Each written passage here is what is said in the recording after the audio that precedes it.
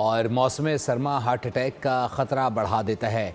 NICVD के executive director ने खबरदार कर दिया है। डॉक्टर ताहिर कहते हैं सर्दी के सबब शरियानें सिकुड़ जाती हैं, खून का बहाव दिल के बजाय जल्द की जानिब हो जाता है। लिहाजा वर्जिश को मामूल बनाएं और खुराक में एहतियात बरतें। मौसम सरमा में ये होता है कि जिस्म की जो शरियानें हैं उनमें सिकुड़न हो जाती है।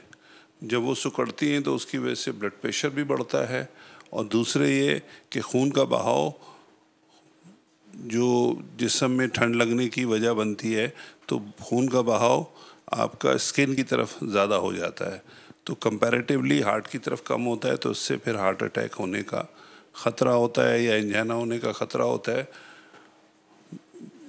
यकीनन उस सूरत में जब मरीज़ ओवर एक्सर्ट कर रहा हो या वॉक खाना खाने के बाद कर रहा हो या चढ़ाई चढ़ रहा हो तो उसमें होने का अंदेशा ज़्यादा हो जाता है।